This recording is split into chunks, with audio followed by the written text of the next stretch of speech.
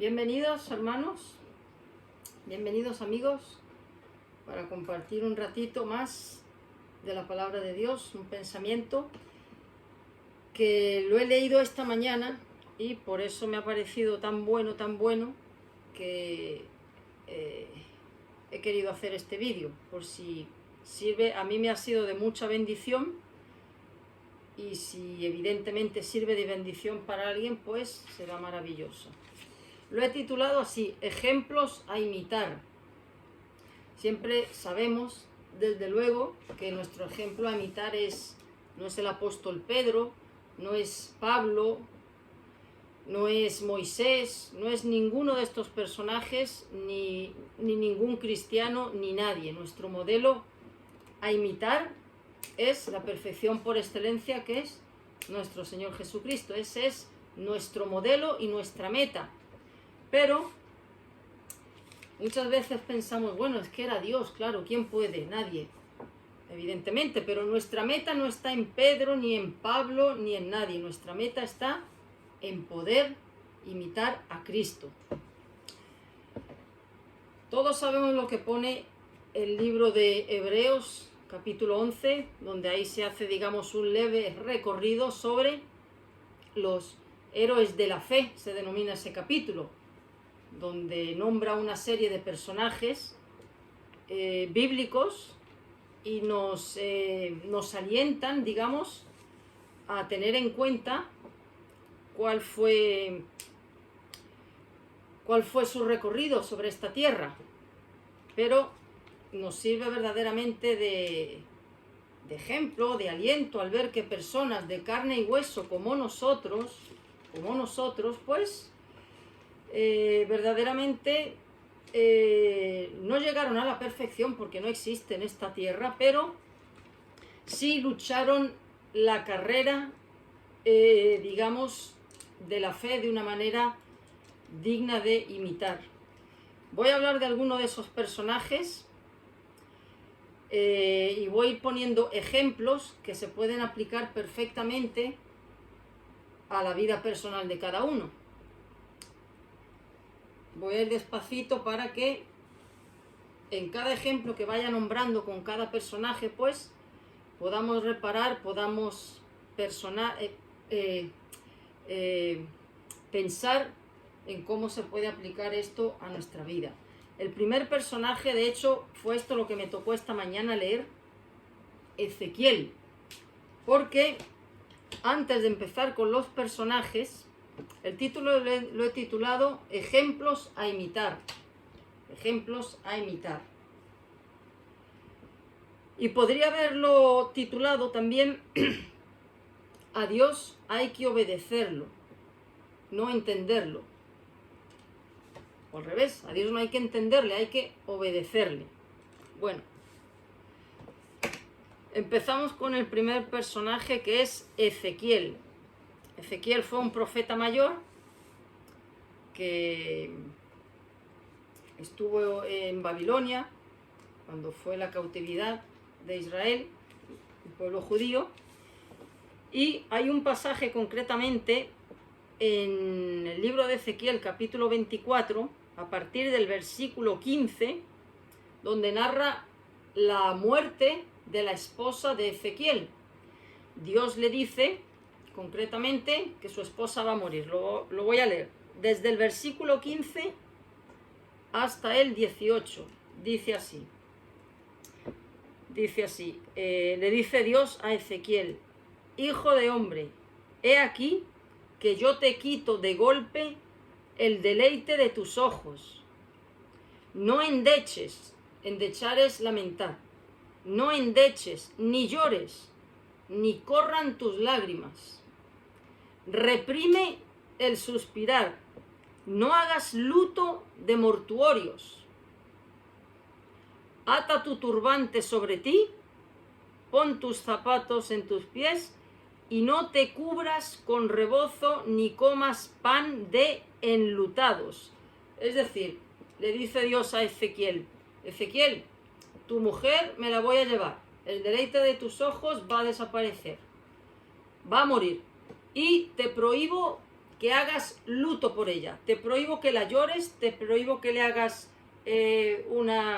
todo lo que conllevaba el mortuorio de una persona. Que no hagas nada, absolutamente nada. Ni luto, ni mortuorio, ni la lamentes, ni llores. Prohibido, prohibido, prohibido el luto. Y ahora tienes que hacer lo siguiente, Ezequiel. Y uno lee esto y no entiende nada, evidentemente. No entiende nada. Le dice Dios a Ezequiel, después de esto, de que muera, y te prohíbo que hagas luto por ella, dice, el 18 dice, Ezequiel, hablé al pueblo por la mañana, y a la tarde murió mi mujer, y a la mañana hice como me fue mandado. Bueno, no voy a entrar ahora en el porqué de esto, lo digo porque no es en la parte en la que me quiero centrar, pero Dios le dijo a Ezequiel, lo que hizo Dios con la mujer de Ezequiel era una señal. Dios iba a utilizar al profeta Ezequiel, en este caso llevándose a su mujer como una señal al pueblo, al pueblo judío, en el sentido de que los babilonios destruyeron lo más preciado que tenían los judíos, que era el templo y el santuario. El templo era el deleite de sus ojos, y Dios se lleva de Ezequiel el deleite de sus ojos, que era su mujer. Bueno, pues su mujer representa el templo judío, el deleite, el orgullo, la satisfacción de los judíos era ese templo. Pero le prohíbe a Ezequiel hacer lamentación. Y además, ponte enseguida, no hagas luto ni nada, y da el mensaje que yo te he dicho. Bueno, ¿qué representa esto? Que iba a ser tal la devastación que iban a traer los babilonios, destruyendo el deleite de los ojos de los judíos, que era en este caso el templo. No iban a tener tiempo para lamentar, ni rasgarse las vestiduras, ni echarse ceniza sobre la cabeza, ni hacer lamentación por esa destrucción, porque Dios, la lamentación que quiere y lo que busca es el lamento interno del corazón, el arrepentimiento interno, y no la manifestación externa. Ese es el mensaje. Y Dios iba a utilizar a la mujer de Ezequiel, llevándosela como símbolo de lo que iba a suceder con el templo y con los judíos, que Dios lo que busca es no un desgarro visible, con manifestaciones públicas, no es ese el tipo de lamento que Dios busca, sino el interno. Entonces, fue, digamos, ¿cómo se dice? Un mensaje que Dios utilizó en este caso a través de Ezequiel, en este caso llevándose a su mujer. Pero ese no es el tema principal en el que me quiero enfocar, sino en la actitud de Ezequiel. Ezequiel tuvo que obedecer a Dios dándoles este mensaje, porque le preguntaron a Ezequiel, oye, explícanos estas cosas, ¿por qué? Entonces Ezequiel les explica, de hecho el versículo 19 dice, y me dijo el pueblo, Ezequiel dice, y me dijo el pueblo, ¿no nos enseñarás qué significan para nosotros estas cosas que haces? Entonces Ezequiel le explica, dice, la palabra de Jehová vino a mí diciendo, di a la casa de Israel, así ha dicho Jehová el Señor, he aquí yo profano mi santuario, la gloria de vuestro poderío, el deleite de vuestros ojos, el templo, el deseo de vuestros ojos y el deleite de vuestra alma, y vuestros hijos e hijas que dejasteis caerán a espada. Y haréis de la manera que yo hice, y haréis de la manera que yo hice. No os cubriréis con rebozo, ni comeréis pan de hombres en luto. Vuestros turbantes estarán sobre vuestras cabezas y vuestros zapatos en vuestros pies. No endecharéis ni lloraréis. No haréis lamento ni lloraréis, sino que os consumiréis a causa de vuestras maldades y gimiréis unos con otros. Es decir, haced como yo. No voy a hacer un lamento externo. El lamento es interno, el arrepentimiento es interno, no externo, con espavientos. Ese era el mensaje, por eso Dios utiliza a la mujer de Ezequiel, llevándosela para que él sea un ejemplo vivo del tipo de arrepentimiento que Dios busca con Israel. Pero aquí lo importante es Ezequiel. ¿Qué hizo Ezequiel? Reprimió sus emociones. Ay, las emociones. Reprimió sus emociones. Dios le dijo, prohibido lamentarte, Ezequiel, prohibido llorar. Reprimió sus sentimientos y sus emociones y puso a Dios y a su obediencia por encima de lo que él sentía en su corazón. Ezequiel no le dijo a Dios, ¿te parece mentira que encima que te llevas a mi mujer, no es que no me des ni siquiera días, es que me prohíbas lamentarme? O sea, me estás prohibiendo llorar por mi mujer. Eso fue lo que Dios le dijo. Eso fue lo que Dios le dijo. Porque iba a utilizar ese simbolismo con el pueblo de Israel. Bueno, pues Ezequiel obedeció a Dios. Se quedó con el lamento y el lloro, pero interno, no lo exteriorizó. No lo exteriorizó. Eso requiere de mucho autonegación y de matar la carne, pues de una manera francamente difícil para el ser humano. Pero eso fue lo que hizo, obedeció. Yo me pregunto, ¿qué haríamos nosotros si nos dice Dios, por ejemplo, mira, me voy a llevar a tu mujer? Y dijese lo mismo. Lo vemos continuamente cuando Dios, y hablo en cristianos, quito inconversos, porque los inconversos, en fin, son las emociones lo que gobiernan. Pero ¿cuántas veces hemos oído en cristianos, ¿por qué Dios se ha llevado a mi marido? ¿Por qué Dios se ha llevado a mi hermano? ¿Por qué Dios se ha llevado a mi hijo? ¿Por qué Dios es el dueño de la vida y de la muerte y no tiene que pedir permiso a nadie? Aunque esa persona sea un hijo suyo, no tiene que tocar la puerta y avisarle. Lo hace sin avisar. Tiene el derecho para hacerlo. En este caso, avisó a Ezequiel porque era distinto. El fin, la finalidad era distinta. Pero sí pone de manifiesto que no tiene que pedir permiso a nadie. Además, se me viene a la mente este versículo en Romanos, capítulo 11, versículo 36. Es muy cortito, pero verdaderamente es para meditar en él. Dios se llevó a la mujer de Ezequiel porque tenía una finalidad que residía en él. Y dice Romanos 11:36, porque de él, Dios dice, porque de él, de Dios mismo, y por él y para él son todas las cosas. Es decir, todo lo que hace Dios sobre esta tierra, todo de la índole que sea, lo hace en función de él, para él y para su gloria. Absolutamente todo, absolutamente todo. Dios se llevó a la mujer de Ezequiel para cumplir sus propósitos, para cumplir lo que él ya tenía establecido por sus intereses. Dios no mira nuestros intereses terrenales, mira su gloria en primer lugar. Y eso fue lo que hizo aquí, en este caso. Pero, ¿qué haríamos nosotros? ¿Cuántas veces se oyen de testimonios? Yo no entendí, Señor, ¿por qué lo permitiste, Señor? Un montón de interrogantes.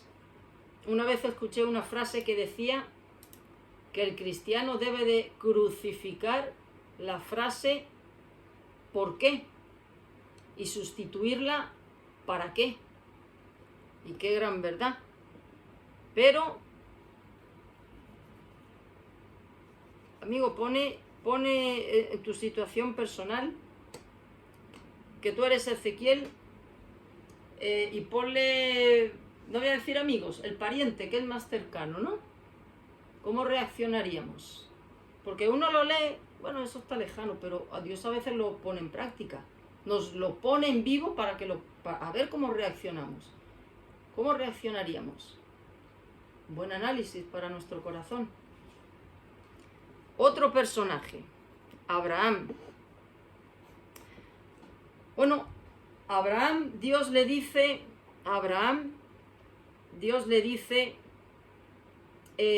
sal de tu tierra y de tu parentela, es decir, abandona el sitio donde vives y abandona tu familia, sal.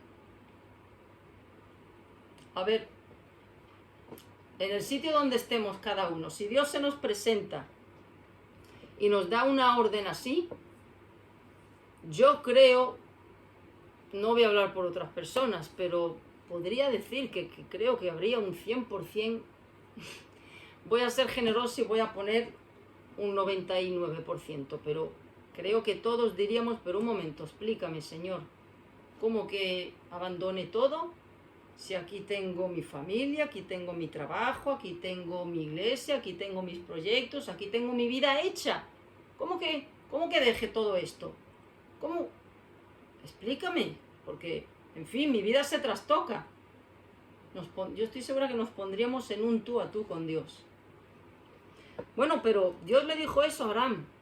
Sal de tu tierra, vete de tu país, porque él vivía en Ur de los Caldeos, y vete a donde yo te voy a decir. Y no le dijo dónde iba, a dónde lo iba a enviar. No le dijo dónde. Y además que dejase a su familia, que saliese él y su mujer. Pero él arrastró pues al padre, arrastró más gente, ¿no? Pero obedeció saliendo de su casa, evidentemente saliendo de su lugar de origen, a un lugar sin saber. No sabía dónde iba a desembocar. La Biblia no dice que él cuestionase a Dios, ni que le pidiese explicaciones y por lo menos que le diese una panorámica de lo que iba a hacer con él. No. Bueno, eso es un buen ejemplo de lo que es obediencia sin pedir que Dios, digamos, aclare un poco la situación. Y luego viene el relato, digamos, más conocido de Abraham, que es cuando le hace la promesa, le dice que le iba a dar un hijo que multiplicaría su descendencia como las estrellas del cielo, ¿no? Se lo promete, espera 25 años contra todo pronóstico y finalmente nace Isaac. Y luego el Dios le pide algo que no tiene explicación. Le dice, vete al monte Moriah y ofrécemelo en holocausto. ¿Acaso Dios exige sacrificios humanos? En absoluto. En absoluto. Por eso castigó tanto al pueblo de Israel, porque ofrecía sus hijos al dios Moloc, a un ídolo llamado Moloc.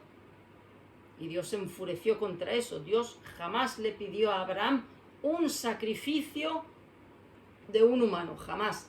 Dios le pidió a Abraham el sacrificio de sus emociones, que es muy distinto, muy distinto.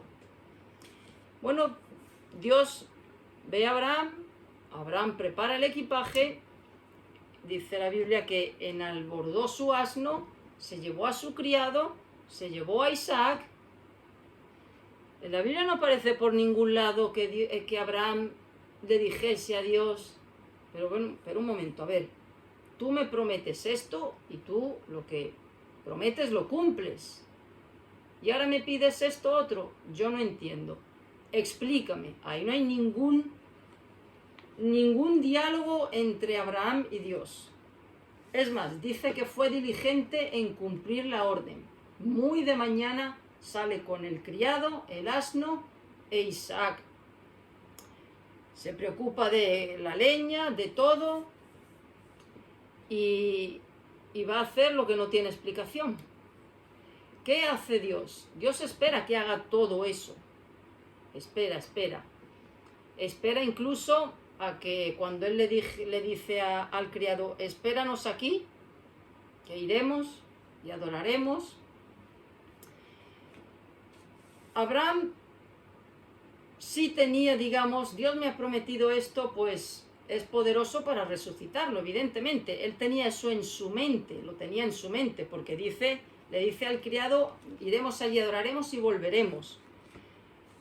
Y que Dios era poderoso para resucitar a Isaac, pero Dios espera que prepare el holocausto, que encienda, que ponga a Isaac encima de la leña, que lo ate, pero llega incluso a esperar hasta el último momento a que levante la mano con el cuchillo.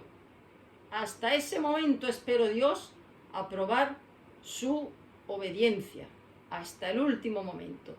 Y en ese mismo momento, en ese último momento, el ángel detiene su mano. No lo hagas. Y ya detrás Dios había provisto un cordero para el holocausto, que no era Isaac. ¿Qué holocausto le dio Abraham a Dios? No era Isaac. El holocausto que Dios le pedía. El holocausto de sus emociones, de sus sentimientos. Mientras no entreguemos nuestras emociones y nuestros sentimientos a Dios, Dios no puede gobernarnos. Es imposible, porque todas nuestras emociones, sentimientos y pensamientos son contrarios al sometimiento a Dios. Son contrarios. Queremos que Dios nos explique lo que para nosotros no tiene explicación. Y si tiene explicación y me cuadra, lo hago. Si no me cuadra, me quedo así o espero a ver cómo si Dios cambia de opinión, pero no somos diligentes en obedecer. Por eso a Abraham se le llama Abraham el padre de la fe. Qué gran ejemplo a imitar. Abraham no fue perfecto. Abraham cometió sus errores. Ahí vemos las mentiras que echaba Abraham. No era perfecto, pero me fijo en estos ejemplos que son dignos de imitar. Claro que sí, dignos de imitar. Dignos de imitar. Abraham encarna verdaderamente lo que es poner a Dios por encima de todo. Por encima de todo. Qué gran ejemplo el de Abraham en este ejemplo. Otro personaje, Noé. Bueno, Dios le da a Noé una orden que no sabría, yo creo, en ese momento de Noé cómo empezar.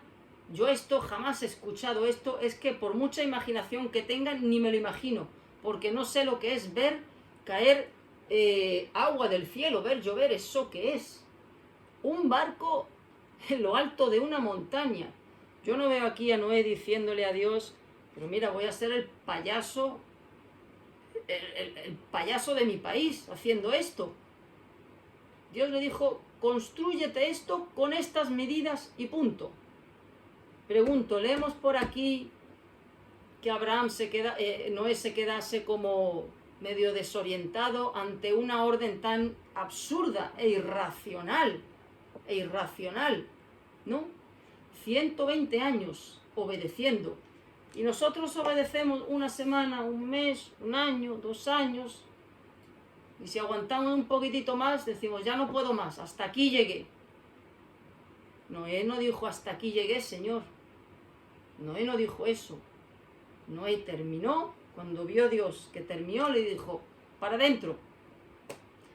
Cerró Dios la puerta, 7 días. Noé no se puso a decir, bueno, Señor, la puerta está cerrada, ¿qué pasa que no llueve? ¿Será esto real? ¿No será real? No. Obedeció contra lo que es coherente y digamos sensato. No tenía ninguna explicación eso que Dios le había dicho que iba a hacer. En su mente racional obedeció, aguantó durante 120 años burlas, risas, críticas de todo tipo. Y él fue obediente. Él iba siguiendo el manual que Dios le dio para construir el arca. La calafatearás de tal manera, de tal medida. Todo lo hizo conforme al modelo que Dios le dio. No se puso de un tú a tú, explícame, no lo entiendo, tú te crees, yo no puedo con esta presión. Qué gran ejemplo, ¿eh? Obedecer cuando lo que te está pidiendo Dios es hasta absurdo. Pues así, qué gran ejemplo. Noé, ¿era perfecto Noé? No, nada más salir del arca se emborrachó, por ejemplo. Noé no era perfecto, pero es un buenísimo ejemplo de lo que es obedecer a Dios cuando no tiene ni pies ni cabeza lo que te ha pedido. Jeremías. Bueno, Jeremías, Dios le dice otro personaje, Jeremías. Jeremías, voy a hacer esto con el pueblo de Israel. Voy a hacer esto con Judá, los voy a llevar, va a venir el ejército de los caldeos, babilónicos, los babilonios, Nabucodonosor, va a destruir el templo y se va a llevar cautivo a gran parte de la población, casi a la totalidad de la población. Predica que viene destrucción, predica que viene muerte, predica que viene esto, predica todo esto y no calles. Y te voy a decir otra cosa, Jeremías, que sepas que no te van a oír, que sepas que no te van a querer escuchar. Habla tal y como yo te digo. Yo no veo aquí Jeremías diciendo, bueno, Señor, y si no me van a oír, ¿por qué me mandas a hablar? Si no me van a escuchar. Porque lo normal es que si mandas a un profeta a hablar es para que le escuches, es para que le escuchen. Pero esto que me pides, pues no sé qué sentido tiene. Se le habla a quien quiere escuchar. Pero me estás diciendo que hable, digamos, al viento. Jeremías no cuestionó. Y además Dios le dijo, no me cambies el mensaje, ¿eh? Jeremías predicó un mensaje sin distorsión, directamente tal y como Dios se lo dijo. Además Dios le decía, ve allí a tal sitio, ve allí a tal otro sitio, ve y ponte allí, ve y ponte acá, súbete allá, predica allí y diles tal, tal, tal. Y así mismo lo hizo Jeremías. Así mismo lo hizo Jeremías. Luego, por otro lado, vemos, y esto viene a la actualidad de una manera perfecta, porque de esto hace 3.000 años, 2.500 años más o menos, han cambiado las situaciones y los personajes, pero sucede igualito, idéntico, exactamente igual sucede. Bueno, en la época de Jeremías, a Jeremías lo tiraron a un pozo, porque predicaba lo que la gente no quería oír. De hecho lo dicen, es que solo nos predicas destrucción y muerte, Jeremías, solo nos dices eso. Y por otro lado estaban todos los falsos profetas que les decían al pueblo, no, tranquilos, no pasa nada, no viene ni destrucción, ni pestilencia, ni muerte, vienen tiempos de paz, vienen tiempos buenos, vienen tiempos... no va a pasar nada de lo que está diciendo este loco. ¿Qué dijo Dios? ¿Qué dijo Dios? Yo no he enviado a estos profetas. Ese no es el mensaje. El mensaje que Dios le dio a Jeremías era opuesto. ¿Cómo se traduce eso hoy en día? Lo mismo. Lo mismo. Habla solo del amor de Dios, de la misericordia de Dios, del perdón de Dios, de la restauración de Dios, de la bondad de Dios, de las promesas de Dios, de que Dios te ama, Dios te sana, Dios es tu amigo. ¿Acaso no es verdad eso? Por supuesto que es verdad. Pero ¿y el otro 50? No, el otro 50 se borra por completo. No hables de infierno, no hables de pecado, que la gente se asusta. La gente se asusta si oyen esas cosas. Ese mensaje no llega al corazón, ahuyenta a la gente.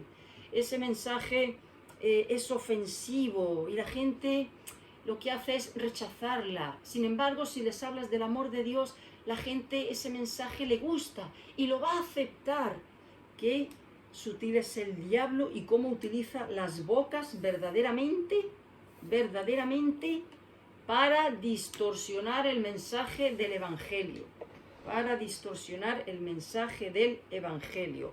un evangelio que solo presenta lo que he dicho en la primera parte: amor, perdón, misericordia, restauración, Dios es amor, y no presenta la otra cara, no habla de pecado, no habla de infierno, no habla de juicio, no habla de la santidad de Dios, no habla de la ira de Dios, no habla de la justicia de Dios, no habla de nada de eso. Es el evangelio del diablo, pintado, camuflado de amor y promesas, pero es el evangelio del diablo. Así es que, amigo, cuando oigas que un cristiano te diga: no hables de esto, no hables de lo otro, no hables de esto, la gente se asusta, así no te escuchan, por eso tu mensaje no llega, por eso la gente no se convierte, lo estás predicando mal, te está hablando un diablo a través de la cara de esa persona. Míralo así. ¿Quién tuvo la aprobación de Dios? Jeremías. ¿Quién no tuvo la aprobación de Dios? Todos los falsos profetas, que hoy en día abundan en cantidad, y falsos hermanos también, que te dicen todas esas cosas. Bueno, pero ¿por qué dicen esas cosas? Yo no voy a decir si son falsos o no, eso solo lo sabrá Dios, pero desde luego que la confianza la tienen en el mensajero y no en el Espíritu Santo, porque el que hace la obra es el Espíritu Santo, no es el mensaje, es el Espíritu Santo. ¿Y cómo predicaba Juan el Bautista? Señores, miren, vengan, no se porten así, no sean tan malos, que Dios se enfada, Dios los perdona, pero tienen que comportarse de otra manera. No, Juan el Bautista les decía: generación de víboras, ¿quién os enseñó a huir del juicio venidero y del infierno? ¿Y qué dijo Jesús de Juan el Bautista? Que no hay ninguno mayor como este. Entonces, cuando oigas, sea quien sea que te lo diga, el pastor, un hermano de la iglesia, quien sea, no, tú hablas desde el amor de Dios, háblales del amor de Dios. Yo cuando me dicen eso, lo que veo es un diablo manipulando a esa persona. Eso es lo que se me viene siempre a la mente. Y hay que taparse los oídos a todo eso, hay que tapárselos. Eso es el evangelio del diablo. Paul Washer dijo una frase tan acertada, dice: llegará el día donde verdaderamente, en vez de predicarle el evangelio a los inconversos, habrá que predicárselo a los cristianos. Uy, cuánto abundan, de verdad, cuánto abundan. La confianza está en la carne, en cómo yo lo presente, en que sea atractivo, en que tenga azúcar y entre, para que no sea tan agrio, para que el pecado no escueza tanto, para que la conciencia no sea golpeada, y así lo van a aceptar. Porque claro, como lo he presentado de una manera tan atractiva, tan amorosa, pues eso hace que el pecador lo desee. Eso es la sal del diablo. No tiene, por eso hay tantas falsas conversiones. Nadie se convierte por entender el evangelio, nadie. Hay gente que tiene intelecto, entendimiento y va al infierno. Nadie se convierte por entendimiento intelectual. Y para salvarse, el pecador tiene que quedar destrozado, destruido, pulverizado. La soberbia tiene que ser exprimida como un trapo sucio. El orgullo tiene que ser, como dice la palabra de Dios: mi palabra es un martillo que rompe la roca, y cuando rompes la roca se parte. La palabra de Dios tiene que ser predicada con una espada de doble filo, como dice, que entra y corta, te desangra vivo. Así tiene que ser predicada. Y si se ofende la gente, que se ofenda, que chille, que se tiren de los pelos, que insulten y que digan lo que quieran. Pero ese es el evangelio. Ahora, no, aplausos no trae, desde luego, trae persecución, pero es mejor ser perseguido por el hombre que ser perseguido por Dios. Así es que, hermano, cierra los oídos, ponte 2 tapones de estos que dan en los aviones cuando oigas a alguien que se te acerca y te dice este susurro del diablo. Él no quiere que se predique eso para que las almas permanezcan con la anestesia del veneno del infierno. Esa es su estrategia de siempre. Y no utiliza al inconverso, porque el inconverso no entiende de nada. Utiliza a cristianos. Y a pastores también utiliza pastores. La gente se enfada. Háblales del amor, ya verás cómo van a venir aquí. Envíalos al infierno con todo el amor del mundo. Otros personajes. Más personajes. Daniel y sus 3 amigos, Sadrach, Mesach y Abednego. Sadrach, Mesach y Abednego.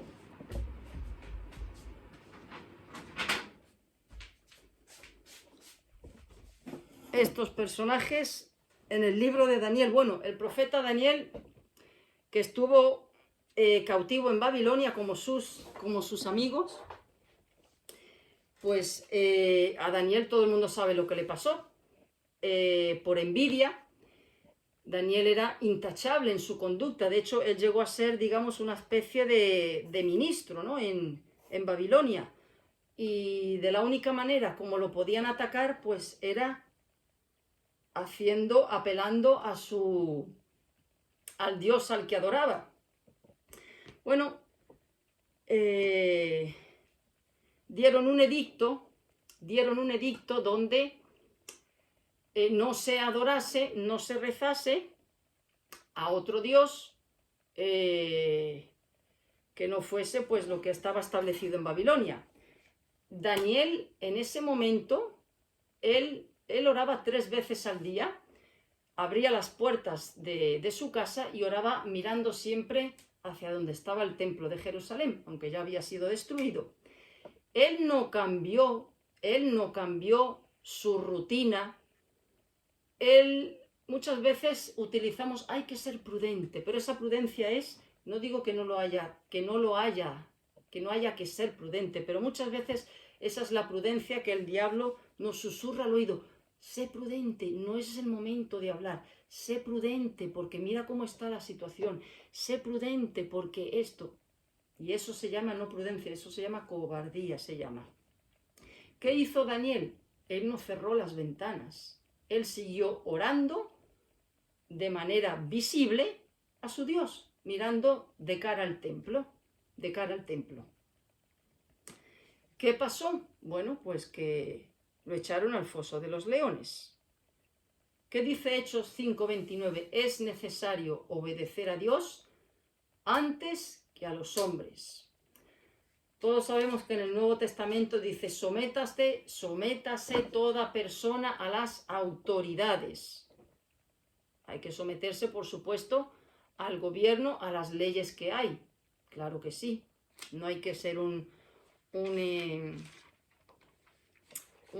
revolucionario y desobedecer, en absoluto. En absoluto.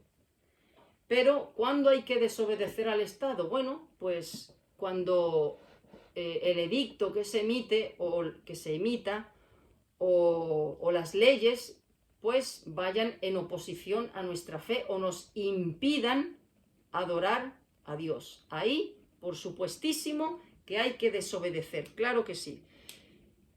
Y Daniel obedeció a Dios por encima de su vida, Él sabía que si seguía orando de esa manera, de una manera pública, él no tenía que cambiar su rutina. Él no tenía que esconderse de adorar a Dios. Y eso lo llevó al foso de los leones. Bueno, ¿qué pasó? ¿Qué hizo Dios? Bueno, pues que convirtió a esos leones en gatitos. Los convirtió. De hecho, al día siguiente el rey Darío no pudo dormir y fue al foso de los leones a decir, Daniel, ¿el Dios al que sirves te ha podido librar? Y Daniel le respondió, he aquí, el Dios a quien sirvo ha cerrado la boca, envió a su ángel y ha cerrado la boca de los leones. ¿Cómo termina la historia? Bueno, el rey Darío ve verdaderamente que este hombre esté respaldado por un Dios que solo un verdadero Dios puede hacer eso. ¿Qué hizo Darío? Los que acusaron a Daniel los tiraron al foso de los leones. Pero es que no llegaron ni a caer, porque antes de que cayesen,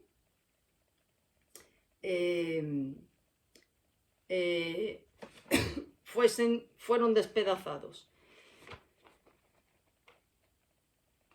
En el libro de con Sadrach, Mesach y Abednego, que ahora lo voy a tocar, pero creo que fue Daniel, si mal no recuerdo, que también a los que le acusaron fueron lanzados al foso de los leones. Creo recordar que fueron ellos también. Fíjense cómo termina. Sí. Esos que acusaron a Daniel, es que con Sadrach, Mesach y Abednego pasó lo mismo. Esos que acusaron a Daniel fueron lanzados al foso de los leones. Y dice, y dio orden el rey, y fueron traídos aquellos hombres que habían acusado a Daniel, y fueron echados en el foso de los leones, ellos, sus hijos y sus mujeres, y aún no habían llegado al fondo del foso cuando los leones se apoderaron de ellos y quebraron todos sus huesos. Bueno, Dios respaldó a Daniel por su fidelidad, por obedecerle a él y temerle a Dios antes que a un edicto de un imperio. El que teme a Dios no le tiene que temer al hombre. ¿Qué pasó con Sadrach, Mesach y Abednego? Con Nabucodonosor. Bueno, Nabucodonosor levanta una estatua gigante y cuando suenen las bocinas todo el mundo a arrodillarse y a postrarse ante esa estatua. Imaginaros una explanada en Babilonia gigante, todo Babilonia arrodillado y de repente 3 hebreos de pie. Eso era más que evidente. Los llevan ante Nabucodonosor. Nabucodonosor se enfurece. ¿Es esto verdad? ¿Cómo es que me afrentáis de esta manera? ¿Quiénes sois vosotros? ¿Qué le contestan Sadrach, Mesach y Abednego? Que sepas que sepas que nuestro Dios es poderoso para librarnos del fuego. Si quiere lo hará, pero que sepas que si no quiere librarnos del fuego, que te quede claro que no nos vamos a postrar ante esa estatua. Nabucodonosor se enciende y manda calentar el horno 7 veces por encima de la temperatura. Los echan, dice que cayeron con sus turbantes y fueron lanzados a ese horno de fuego ardiendo. 3. Pero aparece un cuarto, que es el ángel de Jehová, que es Cristo. Nabucodonosor se vuelve loco, pero ¿no habéis echado a 3 hombres? Yo veo 4. Sacarlos. Sacan 3, no 4, sacan 3, sin un solo pelo chamuscado ni con ningún olor a quemado.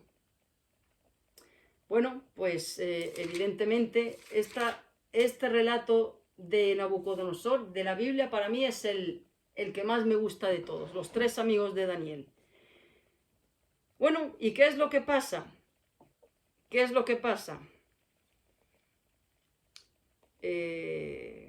Dijo Nabucodonosor: bendito sea el Dios de ellos, de Sadrach, Mesach y Abednego, que envió su ángel y libró a sus siervos que confiaron en él, y que no cumplieron el edicto del rey, y entregaron sus cuerpos antes que servir y adorar a otro Dios que su Dios.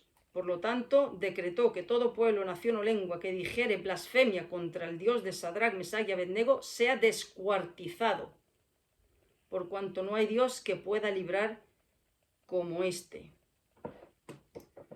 Bueno, ¿qué hizo Nabucodonosor? Dice, engrandeció a Sadrach, Mesach y Abednego en la provincia de Babilonia. Dios decidió en este caso librar a estos 3 hebreos de las llamas del fuego. En otros muchos casos no, porque Dios lo hace cuando quiere y con quien quiere, pero en esta ocasión los libró. Yo me pregunto verdaderamente ¿qué hubiésemos hecho nosotros? ¿Arrodillarnos para no sobresalir y decir en nuestro interior: Señor, tú sabes que mi corazón no está en esto, pero sabes en la situación que me encuentro, donde me encuentro, tú me entiendes, Señor. Tú sabes que mi corazón no está ahí, pero hubiésemos doblado la rodilla. A Dios no le vale eso, ¿eh? A Dios no le vale eso. No vale decir Dios ve mi corazón, no. Es que lo que hay en el corazón tiene que salir al exterior. Y si hay fidelidad en el corazón, eso tiene que salir al exterior. No vale decir Dios sabe lo que hay en mi corazón. Continuamente se dice esto. Dios ve mi corazón, Dios sabe. Pero Dios pone situaciones en la vida para que le demostremos si lo que hay en nuestro corazón es verdad o no es verdad. De hecho, ¿qué pasó, por ejemplo, cuando empezó la iglesia a ser perseguida? Muchos apostataron de la fe. Hubo cristianos que dijeron ante el César, ante Nerón, que no, que sí, que aceptaban a César como su Dios. Y negaron a Cristo. Negaron a Cristo. Entonces, no vale decir Dios ve mi corazón, pero entiende mi situación. Eso no le vale a Dios. No, no. Del exterior, dice, de la abundancia del corazón habla la boca. Pues lo mismo, de la abundancia del corazón, ahí se manifiesta, pues, ¿qué es lo más importante para nosotros? Que cada uno se haga esta pregunta personal. ¿Qué hubiera hecho yo? ¿Qué es más importante? ¿Dios o mi vida? Porque para Dios no vale, tú ves mi corazón y sabes que yo sé que eso es un ídolo y que yo no tengo mi corazón ahí. Tú sabes que yo te adoro a ti en espíritu y en verdad. Pero está en juego mi vida, Señor. Mira la situación. Eso se llama adulterio espiritual. Eso se llama adulterio espiritual. Es una especie de autoengaño que decimos para justificar nuestras acciones, pero a Dios no le sirve eso. De hecho, ¿por qué dieron tantos cristianos su vida? Bueno, ¿qué dice la palabra? El que quiera salvar su vida la perderá, y el que pierda su vida por causa del Evangelio la ganará. La ganará. Eso se llama negar a Cristo. Eso se llama lo mismo que hizo Pedro. Lo negó literalmente. Pero fijaros, Pedro lo negó. Pero luego en Hechos vemos que toda esa cobardía por miedo para salvar su vida, por miedo, porque puso su vida por encima de Cristo, luego en Hechos tuvo una actitud muy distinta. Ese discurso que hace, lleno de valentía y de poder, no tiene nada que ver con el Pedro que negó a Cristo. De hecho, dice la tradición que él fue crucificado boca abajo, porque no se sentía digno de morir como su Señor. Pero no hace falta ir a un grado tan extremo como Sadrach, Mesach, Abednego, Daniel, que otros hermanos en otros países sí lo están viviendo, en la India, en Pakistán, en Irán. Ahí es, ¿te conviertes a Alá o te decapito? Y muchos dicen, decapítame, pero yo no niego a Cristo. Pensamos muchas veces, yo no sé cómo pueden hacerlo. Bueno, Dios es fiel, y si llega ese momento, cuando llegue a su verdadera oveja, a la verdadera oveja, no sé cómo, porque no lo he experimentado, pero a la verdadera oveja le da el valor para ese momento, le da la gracia necesaria, sobrenatural, para poder afrontar ese momento y no negar a Cristo. Pero Dios no ha prometido librarnos de eso. De hecho, no existiría el libro, por ejemplo, tan bueno ese de John Fox, Historia de los Mártires. No existiría nada de eso. La iglesia se ha escrito con sangre, la historia de la iglesia está escrita con sangre y se sigue escribiendo con sangre. Pero no hace falta llegar a ese grado. ¿Cuántas veces, por opiniones de familiares, de gente del trabajo? El otro día lo toqué, cuando toqué lo de cuando toqué lo de compromisos, donde se pone a prueba nuestra fidelidad a Dios. Bueno, Sadrach, Mesach, Abednego y Daniel no tuvieron un compromiso, tuvieron una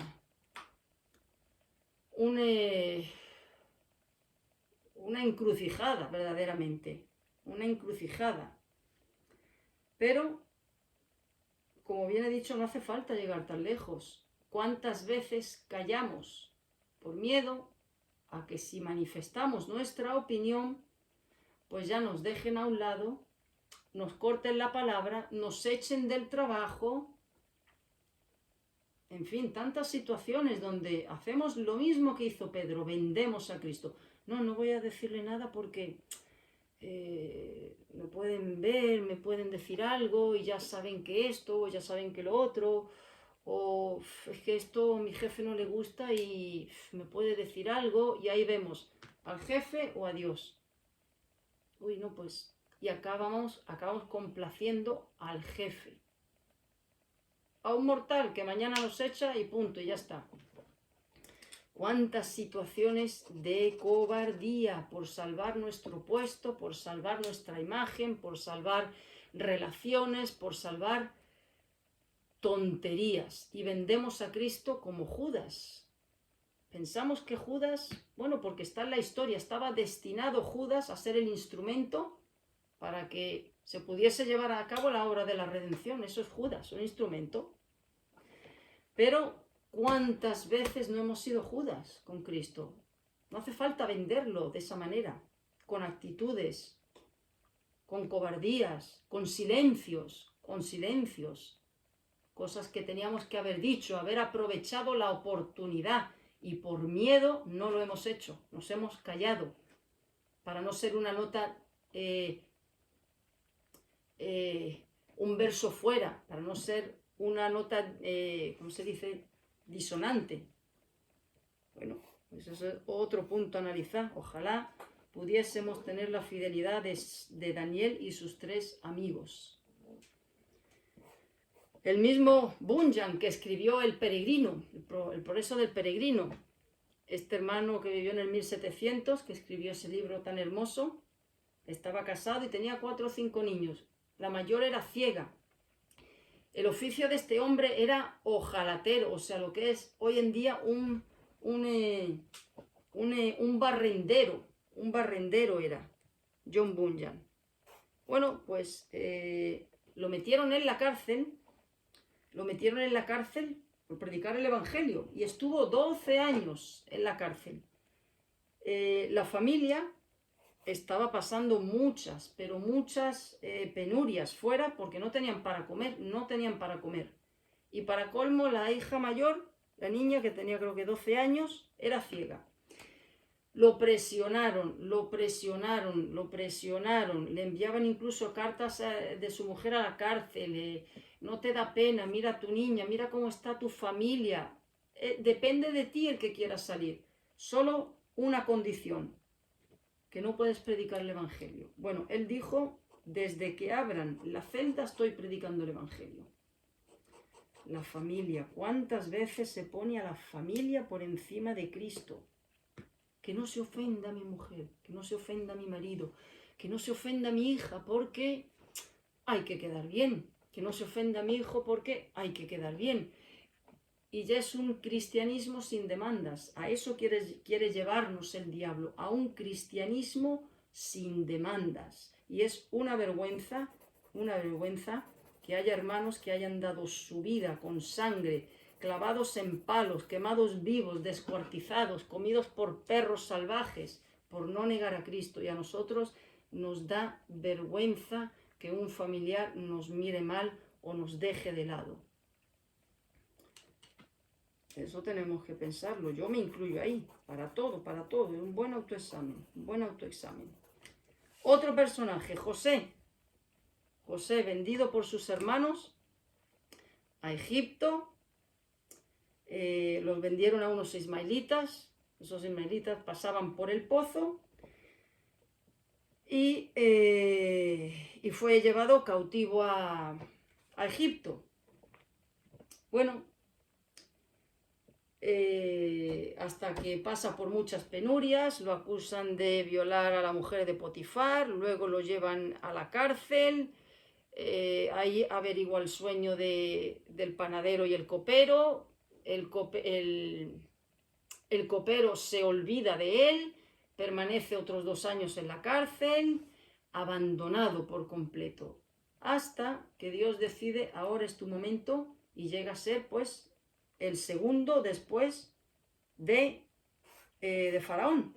Bueno, pasan los años, Dios le dice, José le dice que vienen 14 años, 7 vacas gordas, luego vienen las flacas, y lo pone a administrar todo aquello. Vienen de todas las tierras a buscar alimentos y se encuentra que entre toda esa multitud vienen sus hermanos. Ese era el momento ideal para que hubiese proseguido José, lo que hizo al principio de dejar aquí a Benjamín, todo eso que hizo al principio, haberlo prolongado mucho más en el tiempo. No lo hizo. Pero voy más allá. Cuando muere ya Jacob, que era el momento ideal, de hecho los hermanos tuvieron miedo y pensaron, ahora que ya ha muerto nuestro padre, ahora que después de Faraón va él, puede hacer con nosotros lo que quiera. Ya no está papá, ahora puede verdaderamente vengarse por lo que le hicimos. ¿Qué hizo José?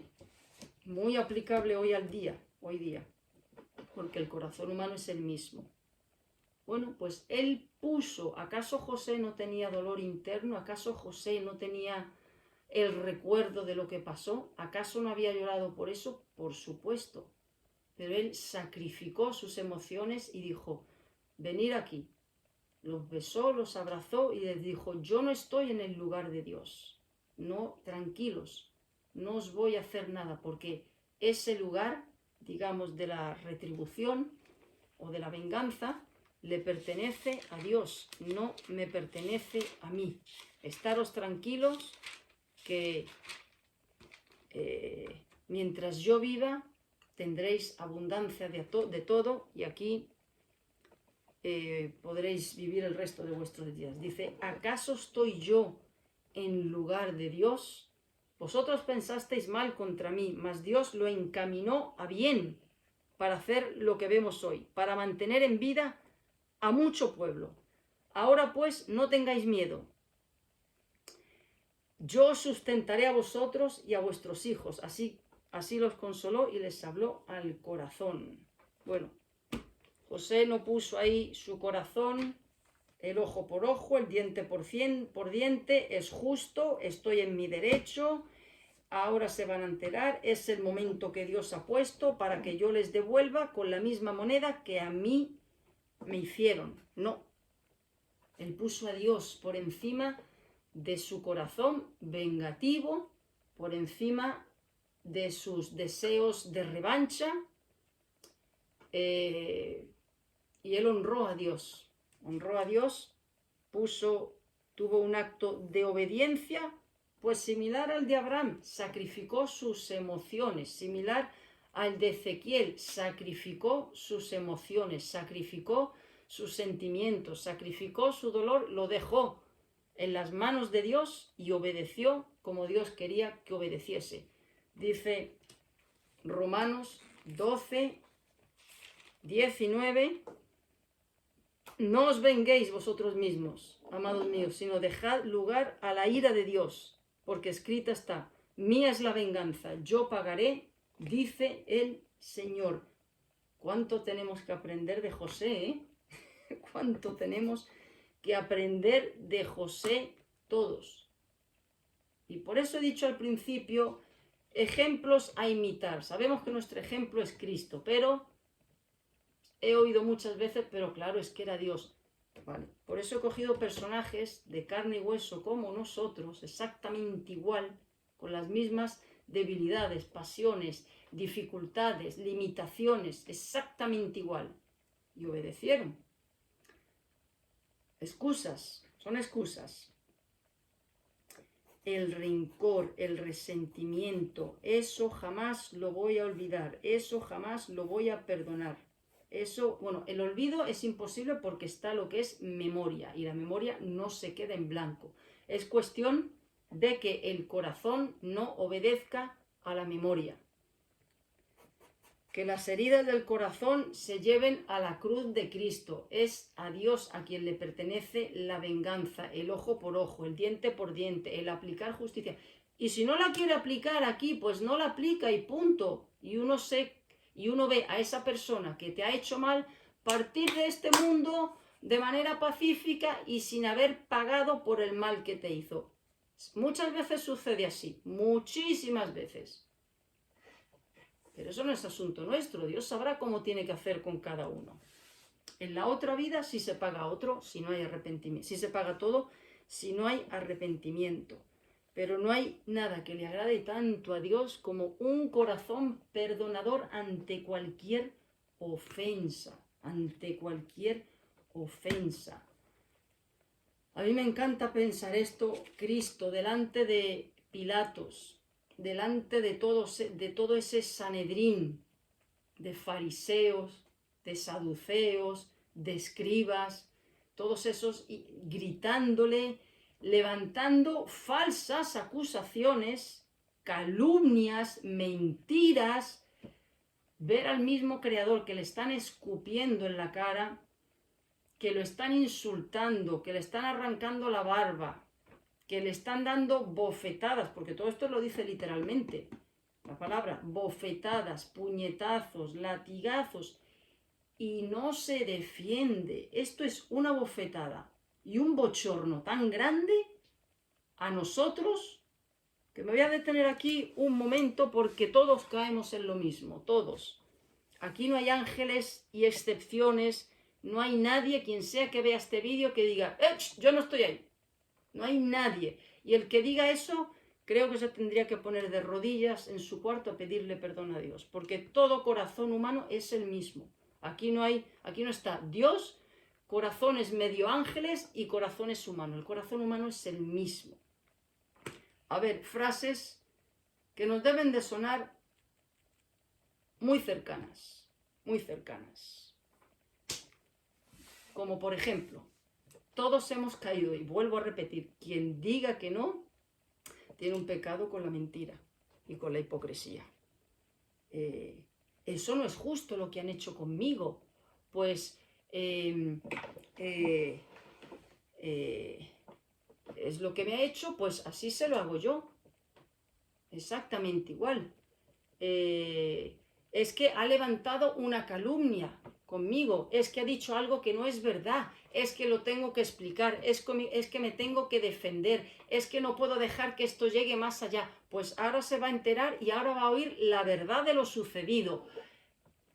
Y eso sigue a más pecado y a más pecado, porque luego vienen los malos sentimientos, las sospechas, los prejuicios, el odio en el corazón, el rencor, el retener.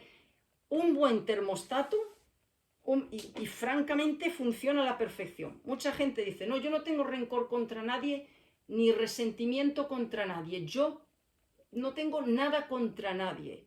Un buen termostato, que nadie lo puede averiguar, nada más que esa persona y Dios, que lo sabe todo, es.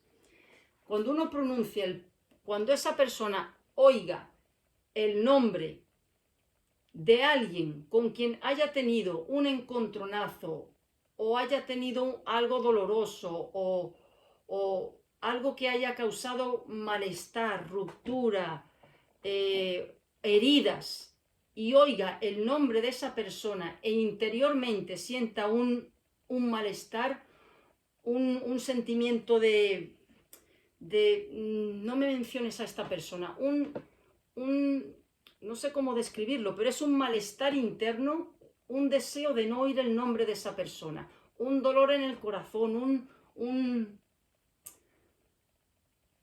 malestar interno al oír el nombre de esa persona. ¿Por qué? Porque hay gente que no traga a otras personas y a otras sí. ¿Por qué?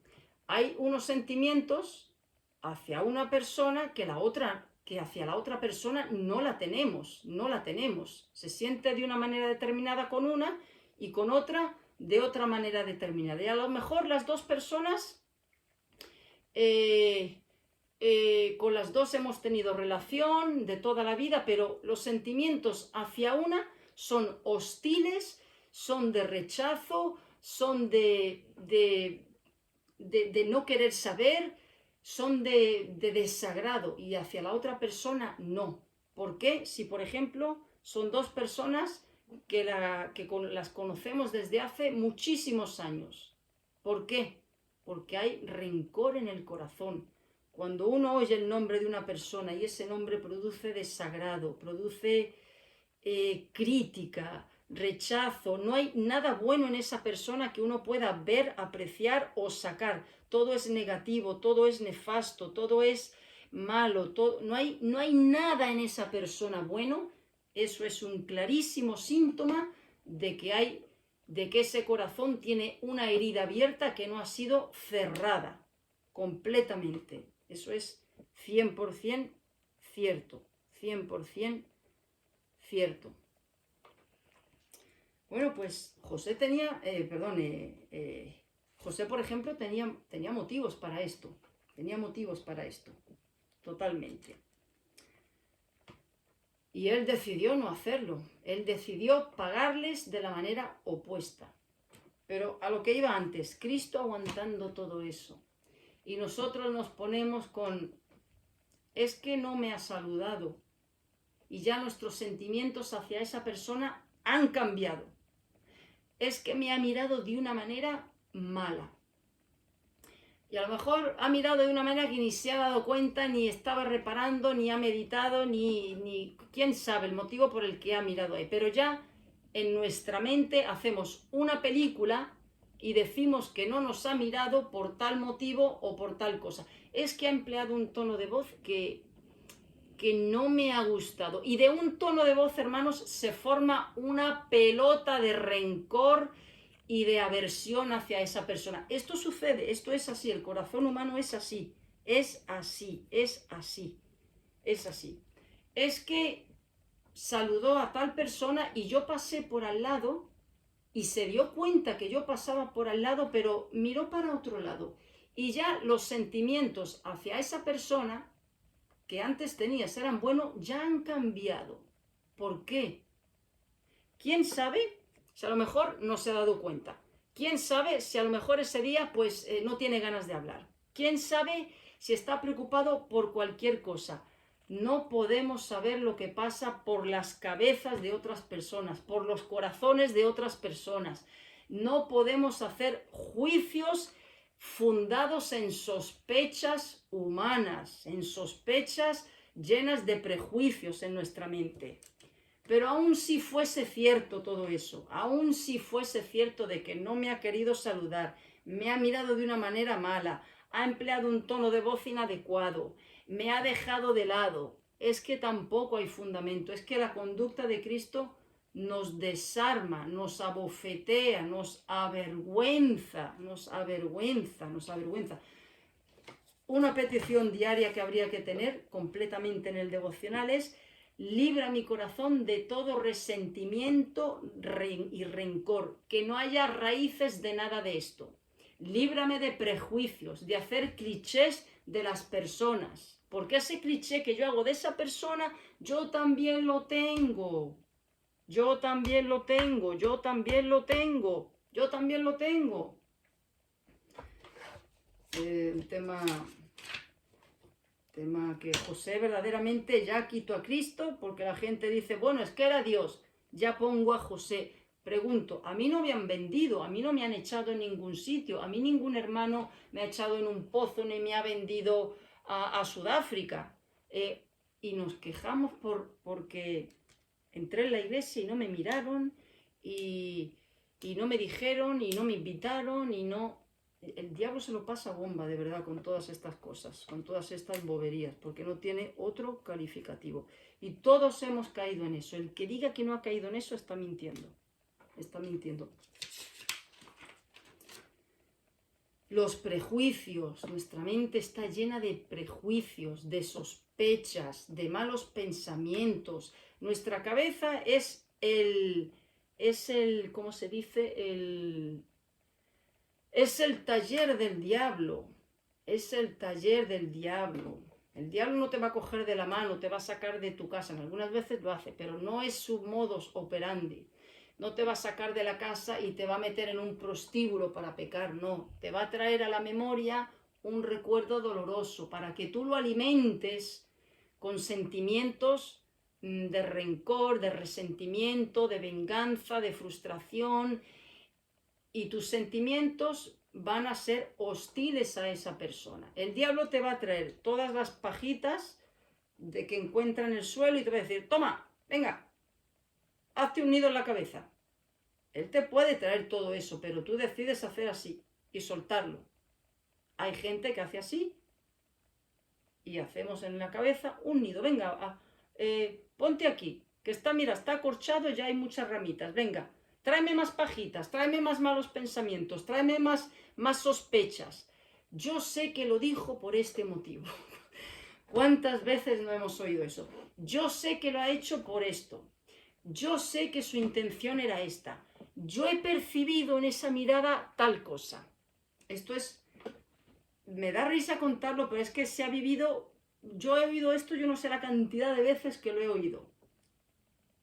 La cantidad de veces.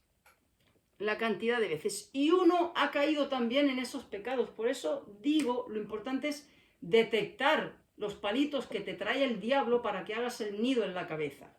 Son palitos del diablo. Palitos. Porque una mirada, una ofensa, un insulto, cualquier cosa es un palito, un palito, una ramita. El diablo verdaderamente es, bueno, es un querubín sumamente inteligente y sabe cómo llenar nuestra cabeza y de lo que hay, de la basura que mete aquí, ya hace y ya llega al corazón. Vas a la iglesia el domingo y ya ese hermano ya lo miras de una manera rara.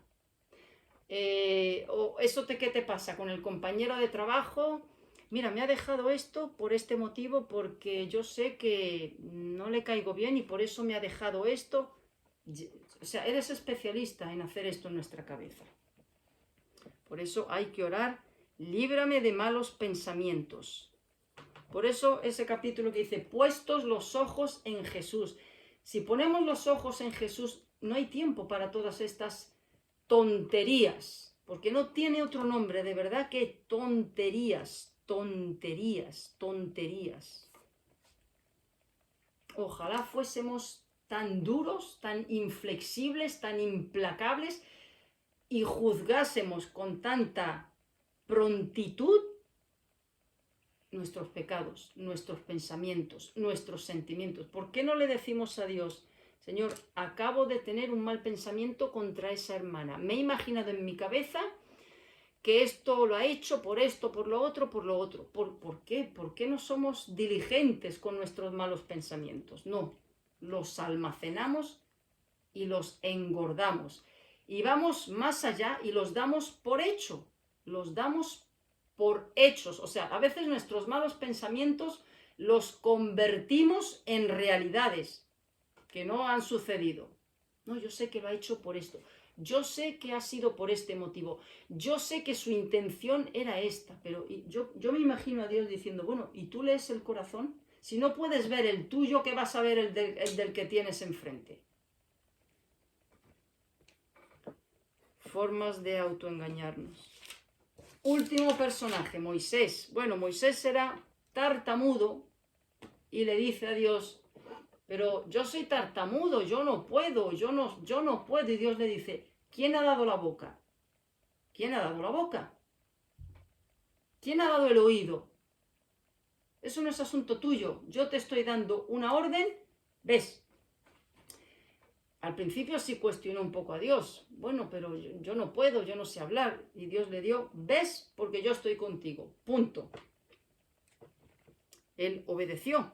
Luego vemos a lo largo de esos 40 años que por desobedecer y golpear la roca, pues Dios no le permitió entrar. Le dijo, habla, y él golpeó la roca. Pero me remito a este hecho, que él obedeció una tarea titánica. Le dijo, pero ¿cómo voy yo a Egipto? Me voy a presentar yo delante de Faraón, que llevo 40 años perdido en el desierto, y le voy a decir, aquí estoy yo, Moisés, y vengo a liberar a todos los judíos. Dios le dijo, ¿ves porque yo estoy contigo? Punto. Obedeció ante una tarea titánica. Bueno, Dios nos llama a capacitados. Moisés tenía discapacidades en el sentido de que era tartamudo, tenía un historial negro también, había matado a un egipcio, o sea que, digamos, humanamente no era la persona más recomendable.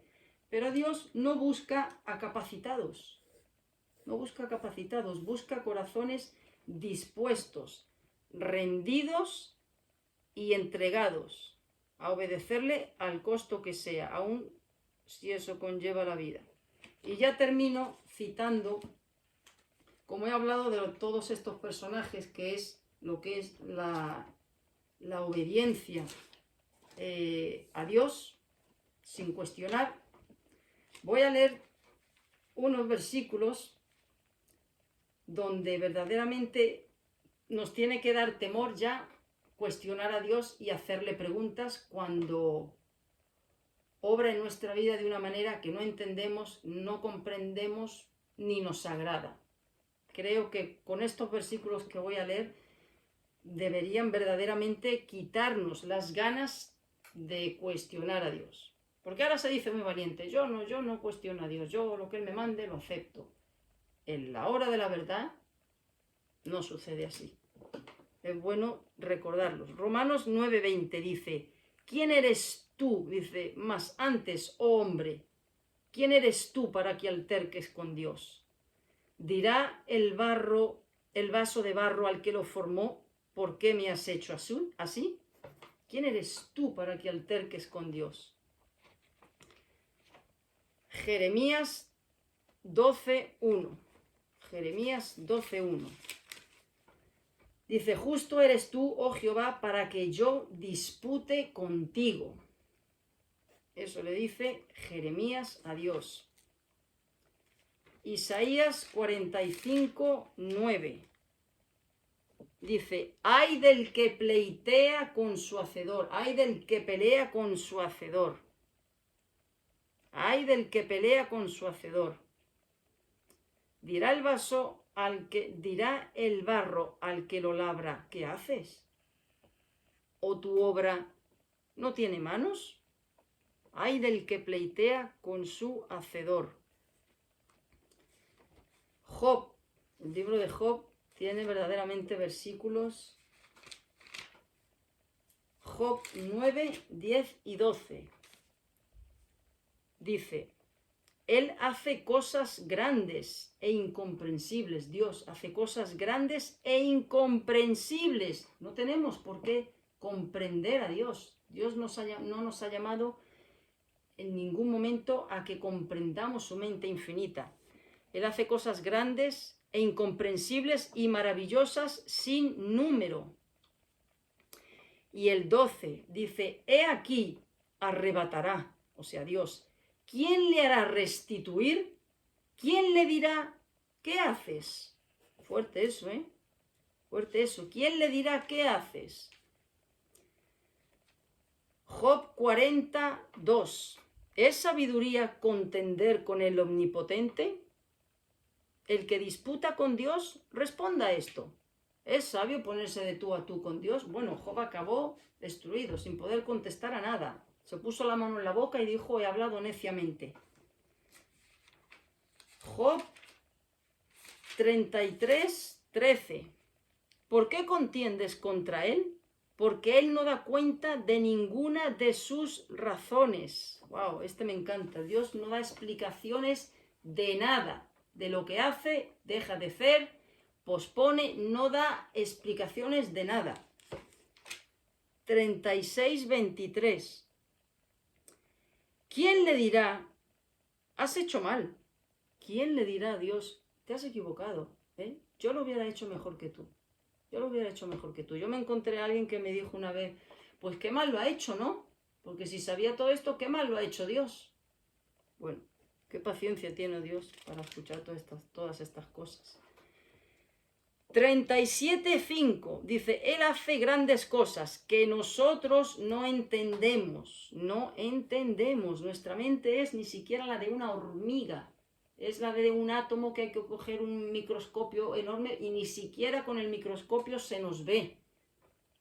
Y Dios es infinito, es imposible poder entender a Dios y mucho menos tener el atrevimiento de cuestionarlo. 42:3 dice Job, por tanto yo hablaba lo que no entendía. Por eso se puso, ¿y por qué esto? ¿Y por qué lo otro? Dice, cosas demasiado maravillosas para mí que yo no comprendía. Bueno, evidentemente a Dios hay que obedecerlo y no entenderlo. Dios lo que pasa es que es tan bueno, tan misericordioso, tan paciente, que muchas veces pues nos hace entender el por qué permitió tal cosa, el porqué de cada situación. Otras veces no lo hace, otras veces no da explicaciones, pero es tan bueno que a veces da explicaciones. Pero qué buenos ejemplos todos estos, son muy poquitos, hay muchísimos más, pero ojalá pudiésemos imitar estos ejemplos de estos hombres de carne y hueso como nosotros, exactamente igual. Que Dios nos ayude.